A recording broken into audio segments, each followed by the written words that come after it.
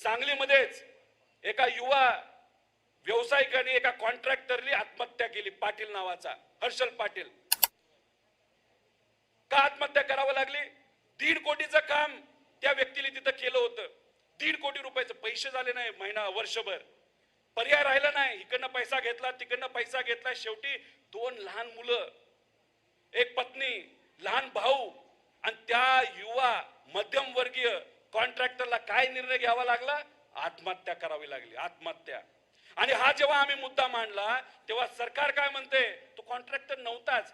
अहो, तो कॉन्ट्रॅक्टर नसला तरी तो सब कॉन्ट्रॅक्टर होता. आणि कशामुळे पैसा थकला? कारण का तुम्ही 16,000 कोटी जल जीवन मिशनचे तिथे दिले नाही, म्हणून तिथं असणाऱ्या कॉन्ट्रॅक्टरने आत्महत्या केली. पीडब्ल्यूडीची कामं 49,000 कोटी, ग्राम विकासची 6,500 कोटी, टोटल जर आपण केली तर 89,000 कोटी रुपये अजून देय रक्कम ही 1 लाख कॉन्ट्रॅक्टरची बाकी आहे. त्यामुळे नवीन कामं ही दिली जातील, त्याला पैसा येऊ शकत नाही, कारण या सरकारकडे दुर्दैवाने पैसाच नाही.